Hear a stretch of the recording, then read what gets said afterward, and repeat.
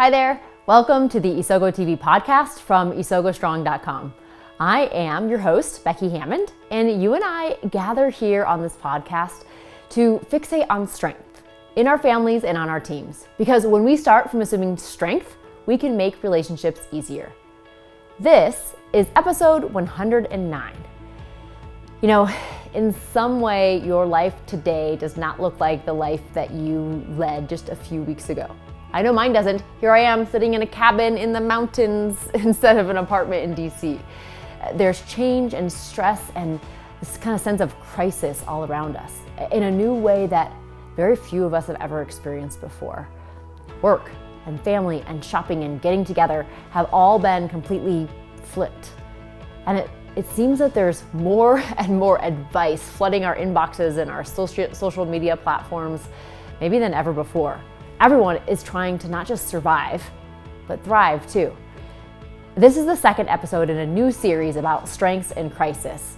I'm taking a few episodes away from our scheduled series about the 34 Clifton strengths because it just felt like it didn't make sense to keep on moving forward like nothing had changed, because it really has. And I know that we can help each other in the change. We have the tools that we need to thrive during this time, as uncertain as it is, and we're all equipped to get through in different ways, through the filter and the power of our strengths. So in these episodes, we're gonna be chatting with leaders and coaches about using strength through crisis. We'll be wrestling with questions like, what does it look like to know and really take advantage of the things that are strongest about you during a time of stress? And how do those strengths help you not only survive, but thrive? And how do they sometimes make things worse? In today's episode, I sat down and chatted with TyAnn Osborn from rural Texas to the mountains of Arizona. My jaw dropped as she described the impact the coronavirus had on her business and her home. And then to hear of her position of grace for her clients and her kids, and even herself, as they figured out which way is up and really reflect on what matters. I was so encouraged by her. She even leaves us with an incredibly helpful and practical activity for starting to move out of the state of overwhelm. You are in for a treat to hear from TyAnn. So let's dive in. Hello, good morning. I am here today with TyAnn Osborn. Yay! Good morning. Good morning. How are you? I just got a note that said your internet connection is unstable. So you know what, podcast listeners, you are going to get to experience two satellite dishes from one to the next, in the rural parts of Texas to the mountains of Arizona. So that will be a fun thing just to kind of play with today.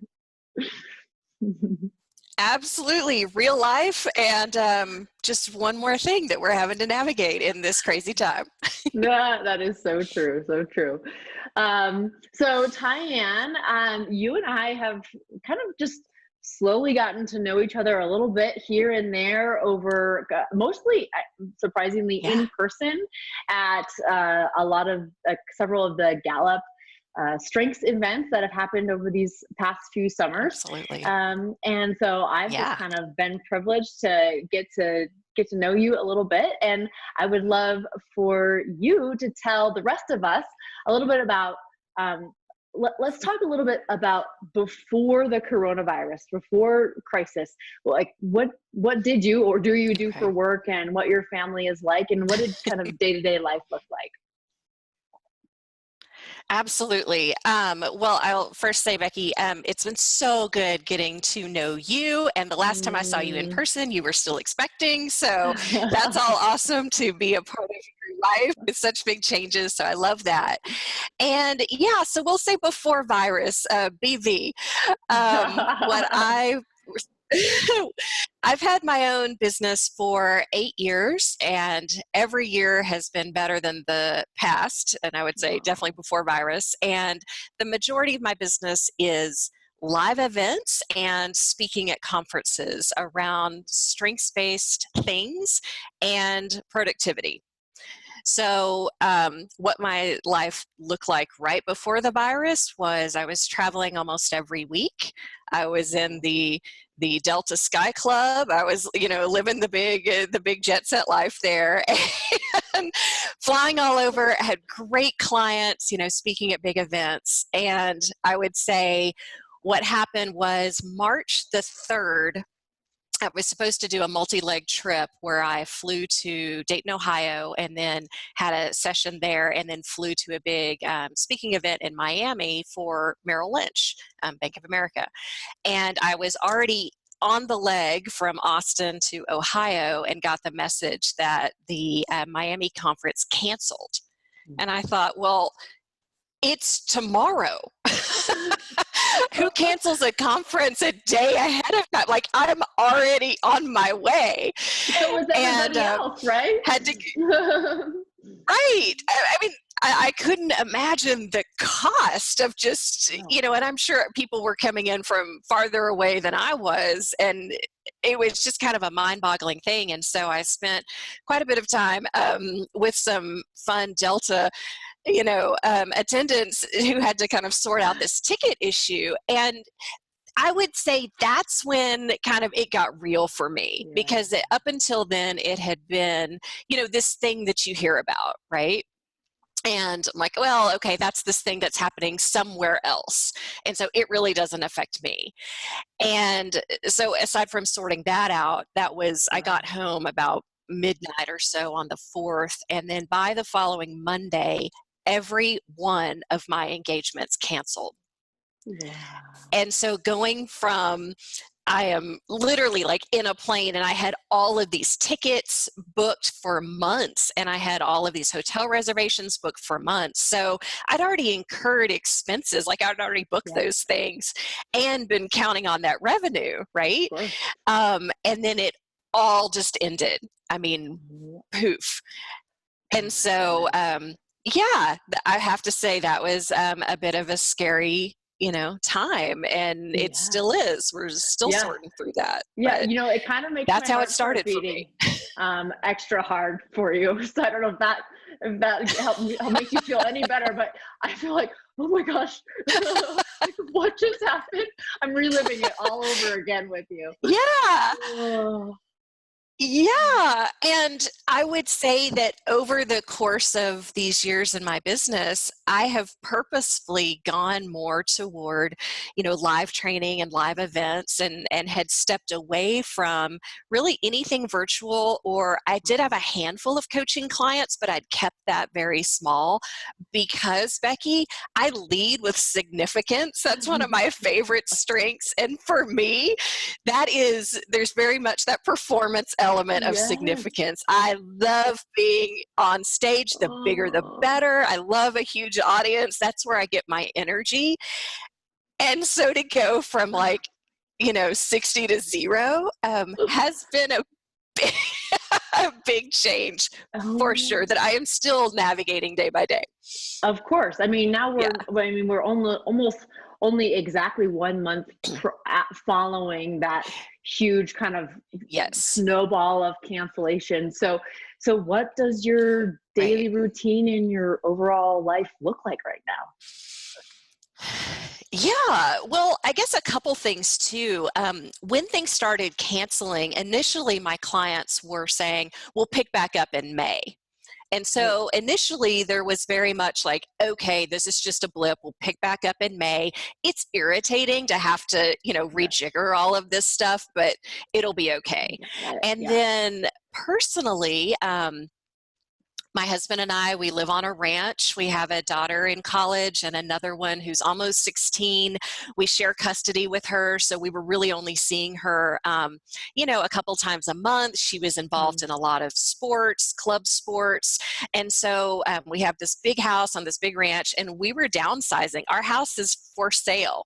So all that was happening, and then boom, all this happens to me. Tom was looking for a job, my husband. I was really the income generator. And then all this happens. Our college daughter, her college shuts down. She has to move out of her apartment. She loses her job. So guess where she is now? This past weekend, we went down and got the rest of her stuff.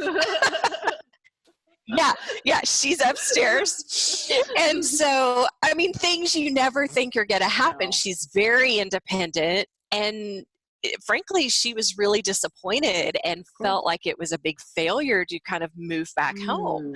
And so kind of navigating through like, oh, Pumpkin, it's not a failure. Like, this is just this crazy world. So she's here, and then our high schooler, we ended up having, and so we're not sure if we're going to have her full time or not. We might. And then all of a sudden she's doing things online, and her school had never done any kind of online learning before.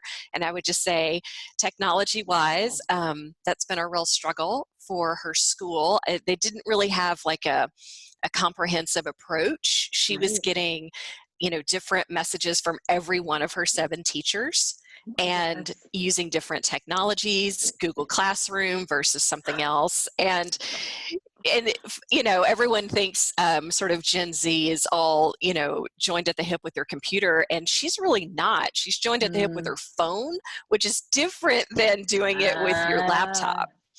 Totally.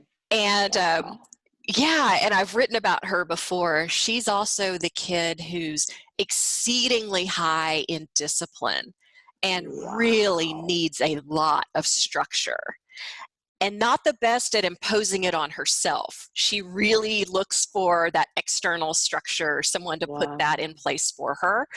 And I would say discipline's not really my jam. I'm a little bit more like, you're not the boss of me, don't tell me what to do. And so trying to figure out, so you're trying to figure out yourself, like, holy crap, what are we going to do? Like I said, Tom's still looking for a job. Newsflash, not exactly the best time to be looking for something. And so that's day-to-day life right now. And so it's, there's like you, there's a lot of life. And not to make a short story even longer, but it just, I see these things that are happening and on LinkedIn, and people putting out all of this productivity stuff, productivity content, which honestly, I play in that space too. Yeah. And now I'm looking at it thinking, are you kidding me? I'm doing good to get through a day and get all the people fed and like laundry and, like there's just all these humans in the house now. And,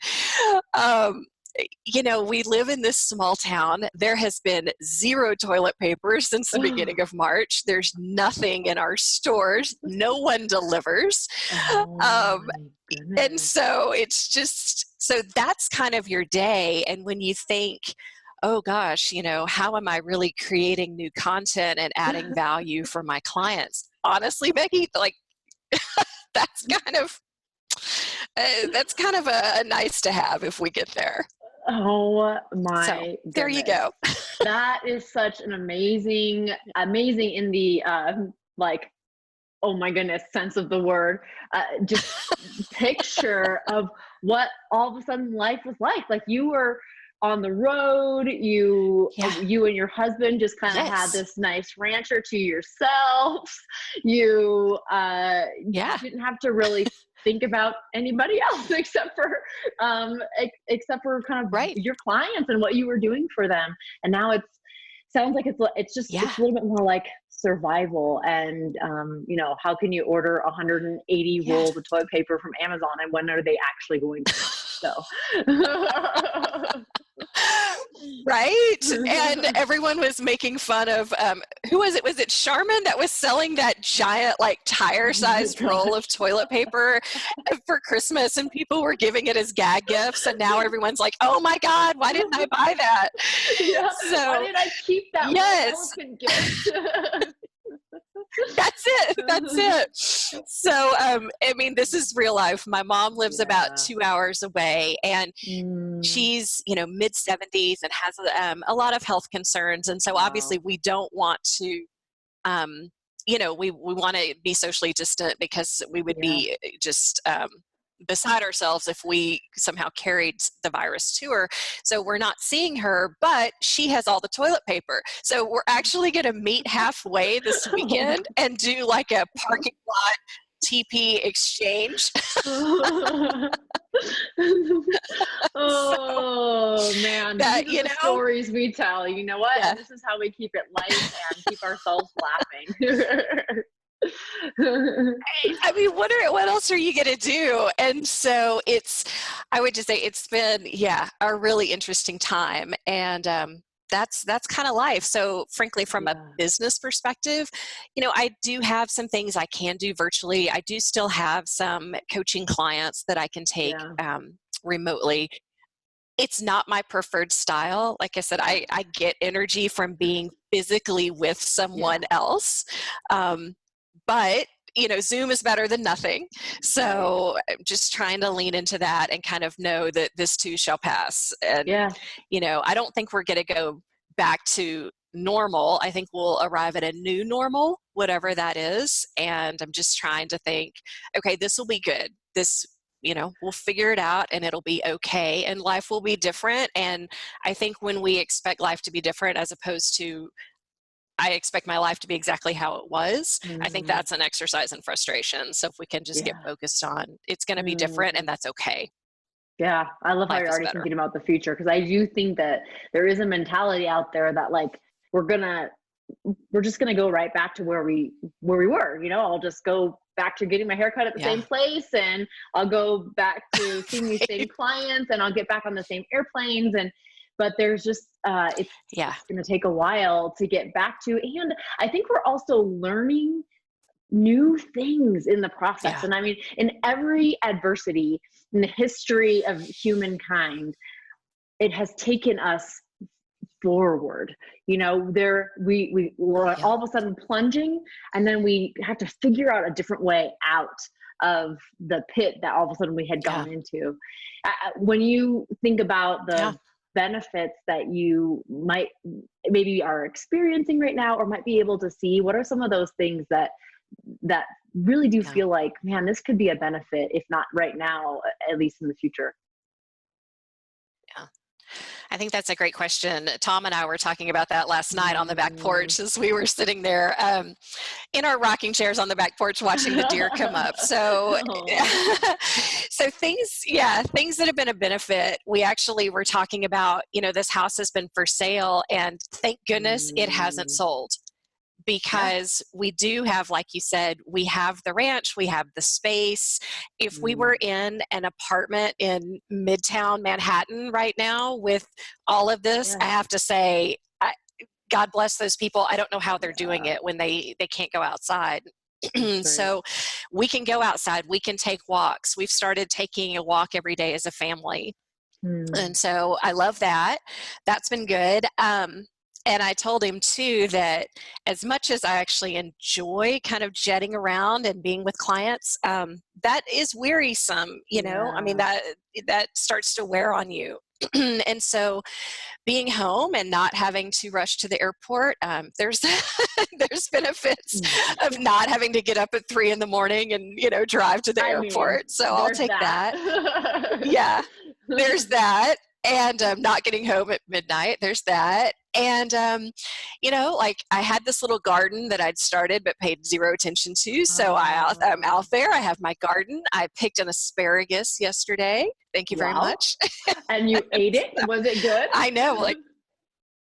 I did. I picked it right out of the garden and ate it. It was delicious. So I've got things coming up. And I don't know if we've talked about this before, but we have chickens. And so we're getting eggs every day, and that's awesome. Apparently, that's a form of currency around here too. So I could start selling those if I needed to. When you need your toilet paper. So, exactly. I'll trade. Funny enough, our neighbor across the way, which makes it sound like I'm 400 years old, they have a cattle ranch and they do Wagyu beef. And so we bartered eggs for beef. And I have to say, I think we got the better end of the deal because their meat is delicious. But, no, that's city folks do not have access to, that's for sure. Right. But it is interesting to think okay, things like a barter economy, they come back really fast in a time like this. And then what's valuable versus what's not. Who would have ever guessed toilet paper, is like the new gold. And, Tom and I were talking about like what businesses are really seeing a lift because, the media, Yes.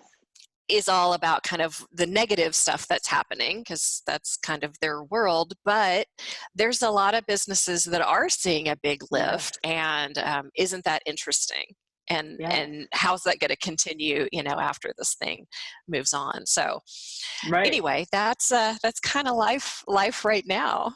Yeah. No, I love those reflections. I think that those conversations, like the one that you and Tom had last night on your porch, like I think that those conversations are happening more than I can ever remember them happening, at least on such a mass scale where people are just stopping to think that they're doing some of the things that we recommend or that are recommended in leadership, but that we don't always just stop to do. Like, take a break. Why don't you talk about the things that you're grateful for? Why don't you just kind of see the bright side of things? Like, I'll do that tomorrow, like, but there's no tomorrow. It's just kind of more present with each other necessarily. And so I think there are some benefits to what's going on, even though it's personally, it can be pretty devastating to your world, as you've experienced. Yeah. So one thing that we do and have really liked this practice, and you have your card set, and so does our mutual friend Murray Guest. I know you guys are both big into this, and we love this too at our house. And so I made index cards, and just on each card I put something like, what are you grateful for today? And then I have one that says, how did you help contribute to the family today? But also, what challenges am I facing? Do I have any feelings I want to talk about? And so we'll just take those little index cards and talk about them at dinner. And the kids really like that. And it's a really good conversation piece, as opposed to just sitting there in front of the TV with the news, reporting the latest doom and gloom. So we very much make a point to have family dinner at the table and talk about those kind of things.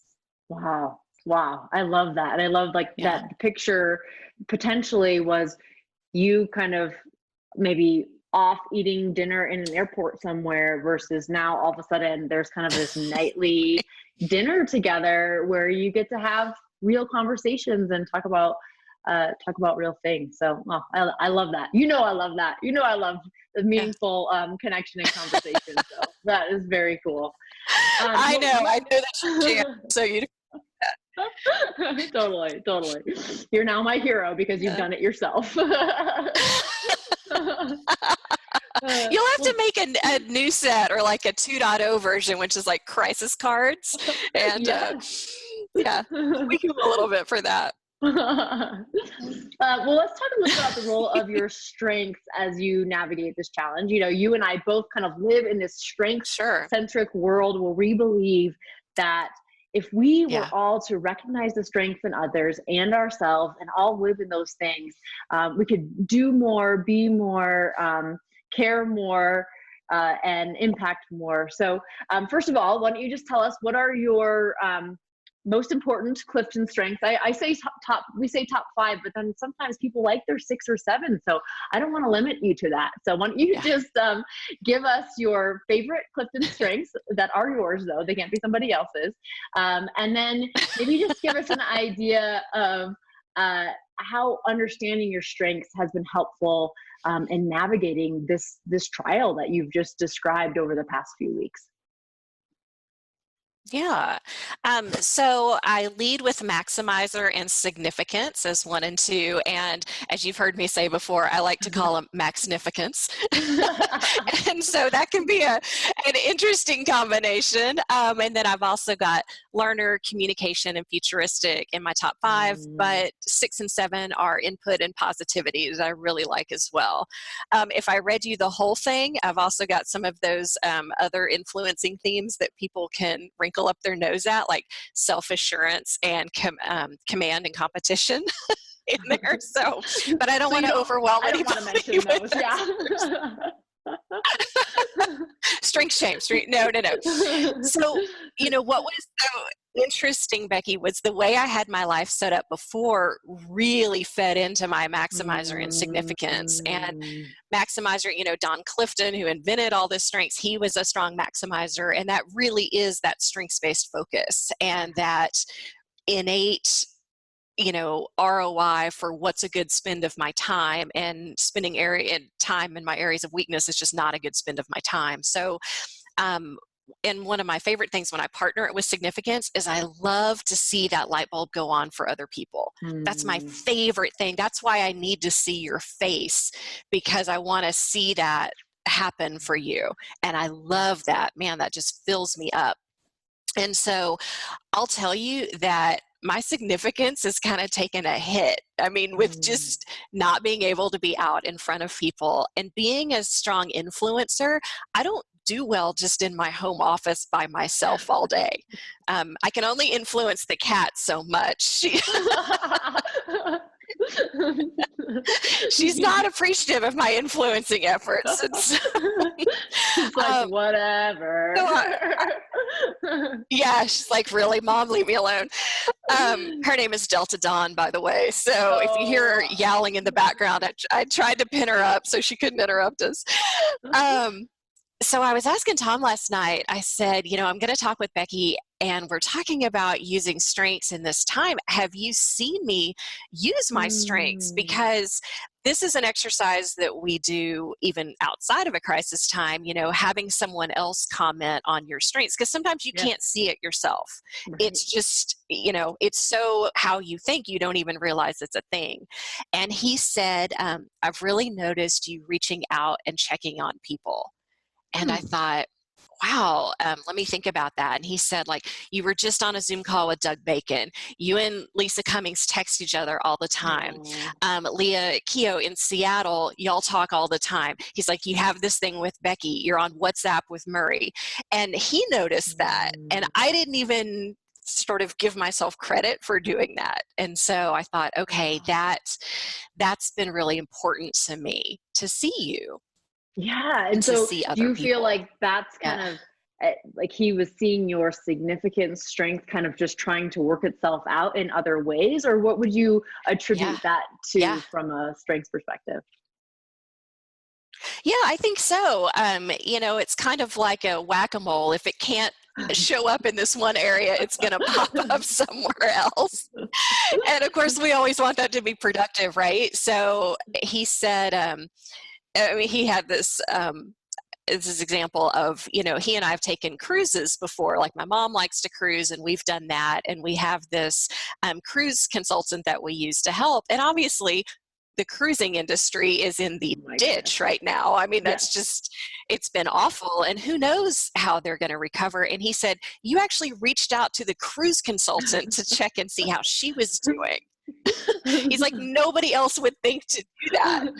And I just thought, and what's funny to me, Becky, is I don't have a lot of really top relationship themes, but I have strong relationships that I build through these other things. And I think significance is one. And it's not all about me, even though sometimes my husband says it is. It's really about, having that connection with people and helping them see that they're awesome too. That's the part that I love. So I think that is showing up. I would say my maximizer has always been acutely tuned in to revenue generating activities. And so I have this ability to sort of just sort through the noise and think, if this does not generate revenue, it does not need to happen. And, just sort of pull everything else apart. So literally in my planner I have every day, I have at the top, what's making money today? Am I sending out a proposal? Am I, talking to a client? Because I think there's so many things grabbing at our mental attention right now. It can be really easy for the whole day to go by and none of that gets any attention. And I'm not saying I spend a lot of attention on it all the time, but it helps keep me focused on something, when everything else is kind of rah, rah, rah, rah.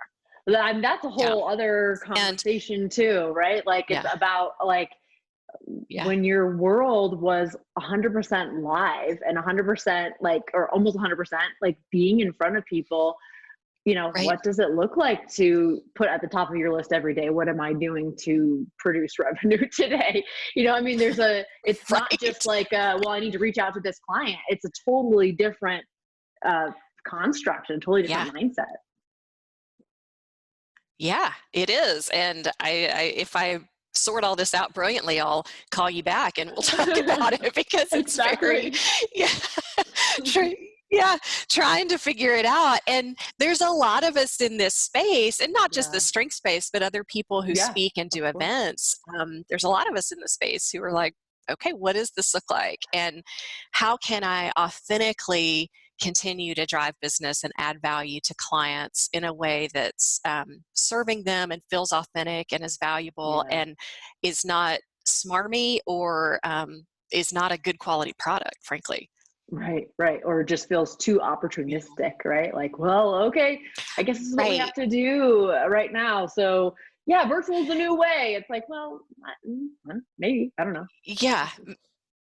Right. And that might not be right for them. Or I'm sure, like you, I mean, my inbox was just flooded with, it seemed like every retailer or product vendor I'd ever done business with since 1987, all of a sudden having a big virus message. And then, but in every one, there was sort of an implied, we'd like for you to buy from us. And it just felt to me like, really?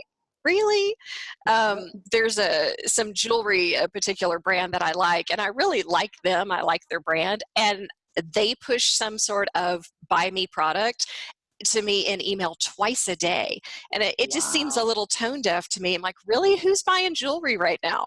I mean, I appreciate they have a business to run too, but I don't want to be that person. I know. It's so true. We kind of are balancing that, like, well, I'm a small business too, you know, like I don't have any gift cards to sell though. So, you know, how do we balance that? Mm-hmm. Yeah. Isn't that interesting? I had one client that I was just about to do their session, and they said, well, we want to go ahead and pay for it so that, you know, we have it booked. And I thought, okay, that's great. Do I have other clients that want to prepay? Sometimes we see this with, you know, different clients. I have some state and local government clients that have a certain fiscal year, and maybe they have money to spend in this budget cycle. And so to me, that feels authentic with working with people. If that works for them, you know, I would never push things like that if it didn't work. But this client was like, hey, this works for us. I'm like, hey, that works for me too. It's a win-win. So, so I love that. And I was going to also throw in there, Becky, about futuristic, because that's one of my favorite strengths too, that I really lead with. My husband has that too. And I think that really, when I explain it to other people, I say it's a way to see the future in a very tangible way, whereas for other people, the future can be kind of this ambiguous or amorphous blob. We have really an ability to see things and then make it happen. And so I think for both of us, being able to see, you know, sort of this too shall pass, or we will get through it. There will be a vaccine, you know, and life will be different, and that'll be okay. And how can we navigate that with grace, as opposed to just being really mad that this happened, even though that's a perfectly normal emotion to have. I think futuristic helps us really keep an eye on the prize in the future, as opposed to getting really, really upset about what's happening right this minute. Yeah, like you can be mad for a moment, but then there's like a power to help you move through it and maybe visualize hope, have peace. I mean, what's kind of the outcome of that? What would you describe as like the opposite of mad or frustrated or overwhelmed that futuristic gives you access to? I think for me, there's a subtle nuance I want to put out there too, because it's always irritating for me when someone tries to downplay your feelings or tell you your feelings aren't valid. I don't think that's helpful for people just to say, well, buck up, little camper. Or my other least favorite thing for someone to say, well, other people have it a lot worse. Like, well, but that doesn't mean it doesn't suck for me too. Every family is in their own situation right now. And yes, there's horrible things happening, but everyone's dealing with something. And so I think for me, futuristic, it's just a way to help say, yes, that is true and that is happening, but that won't always be the case, and not in an overly Pollyanna way, but sometimes in a more practical way, and to help, I think maybe combined with Maximizer, help be able to see, what, here is what I need to do so that I can move back to revenue or value generation or a family that works or, whatever it is. So when Tom and I were talking about like this whole house situation, we're like, well, that sucks. I mean, no one's buying our house right now. But then we said, well, but look what it gave us. I mean, we had been downsizing, but guess what? We just upsized. And so we have space for everyone. Clearly, we're not the only people affected by this market that we're in. Everyone's in the same boat. And so if this is our new normal, where our college kid's with us, maybe our high school kid is with us all the time, maybe we stay here. Maybe we take it off the market and just, we're here, we have a beautiful place, it's fine. And then, just move on down the road. And so I think that's the part, Becky, that I just wanted to make that distinction. It's not a Pollyanna, and it's not a brush off of what's currently happening. It's just a way to sort of put in perspective what could be, as opposed to just getting caught in sort of the awfulness that might be your day right now. Yeah. I love that. I think I was talking to another friend of mine who is a leader in a large organization, and we're talking about even doing an interview like this, and she's like, I just don't want it to seem like I'm doing everything right. Like, yes, we can use our strength to get us through these different things, but like all of us are floundering in some way, shape, or form. I shared on the podcast myself, like it's getting through the anxiety, but I'm using my strength to get through it, which means I have that anxiety, right? Like I have those emotions that are coming with this. And so our strengths can help us just be a tool to think about it in a different way, to help our minds kind of switch gears a little bit. And, to your point, we all do it in a different way. And so we're going to spend a certain amount of time in a certain emotion, and it's going to be different for everybody. And then what our strengths do is they help us have tools to be able to get out of that, to pull out of it. And we're not going to do it right every single time. I think that is so key. I would say, there's no Pinterest medal for surviving the virus. And you see these things about the perfect homeschool mom, or the person who's, baking all of her own bread. And I mean, people who were, was it Gwyneth Paltrow said, use this time to learn a new language. And I just want to tell people like, oh my God, stop with that, because that just puts an inordinate amount of additional pressure on top of an already pressure-filled life. And so I always say, if you have kids and they're alive at the end of the day, you're winning. I mean, did everybody get fed? Sort of. I mean, one of them, you're like, when's the last time you bathed? I'm like, you know what? They're still alive. It's okay. And so I would say, we're trying to navigate this with grace, but I don't want anyone to think, oh, other people have all of their, what together, and I don't. I mean, every day is just a different thing. And you're right. I mean, certainly having my entire book of business evaporate in the span of a few days, you want to talk about scary. And I'm the breadwinner for the family right now. Yeah, that's scary. I think about that all the time. Right. But so sometimes I'll just kind of allow myself, like, you know what, I'm just going to be mad about this for the next, few hours. And then I'm going to figure out, okay, getting mad doesn't solve anything, but it's okay to have that feeling. What do I do next? Okay, well, let me start reaching out to some clients. That's what I can do. Yeah. So, and even Tom and I, back to that, you know, his job search, we were talking about, you know, what industries do we think are going to really flourish or they're going to need more of. Well, he has in his background military and some military police and sort of personal security and that kind of thing. And we thought, gosh, that's only going to increase in need right now. And so he actually pivoted into looking for jobs in that arena and actually had an interview on Friday and did really well. And so, you know, who who would have guessed that would have been a focus. And then, you know, we've also thought, I don't have to solve for some big life problem. Like, this doesn't have to be the solution forever. This is where kind of futuristic is interesting, because I always say, you know, there's Mr. Right Now and then Mr. Right. And sometimes Mr. Right Now is what you need to get through the situation, or that's a building block to the right thing later. And it's okay. Yeah. It's okay not to feel like you have that perfect job or perfect solution. You know, a tick closer, a step closer is fine. Fine is fine. Mm-hmm. Yeah, especially in this environment where we don't know what next month looks like or next year looks like. You can envision that it's going to be better, but you just don't know. So just taking that next right step can feel liberating, to say like, oh, I don't have to have this all figured out, and this doesn't have to be permanent. The permanent good, unfortunately, you know, we're not probably always going to be going on family walks every single day, right? But then the permanent bad either. Right.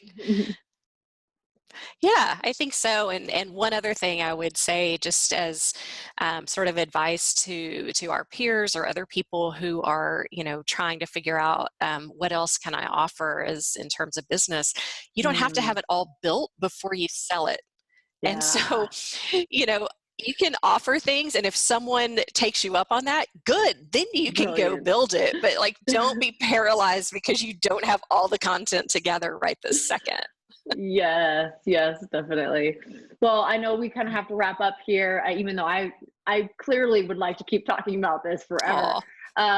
Is there any sort of extra, you just gave kind of some really good business advice. Is there any other kind of encouragement or advice that you would give a person who is kind of in a similar situation as you? Maybe all of a sudden their revenue dried up, or maybe they've had this certain lifestyle and now all of a sudden they have kids back in their house again. Somebody who's feeling overwhelmed right now, what would you say based on your experience? Yeah. And like I said, first thing, you're not alone. Everybody is in this, and don't be fooled by somebody else's exterior. Don't let that, sometimes that's not an accurate reflection of what's going on behind the scenes. So give yourself some grace that everybody is dealing with something right now. And it's okay not to have all the answers. It's okay to be scared. I would say, don't hesitate to reach out to someone else and say, you know what, I'm really struggling today. Because like I said, I'm seeing a lot of people out there who sort of are presenting this happy, shiny exterior. And I can't help but think that behind that, there's a lot of fear, and a lot of people who could just benefit from someone saying, you know what, this sucks.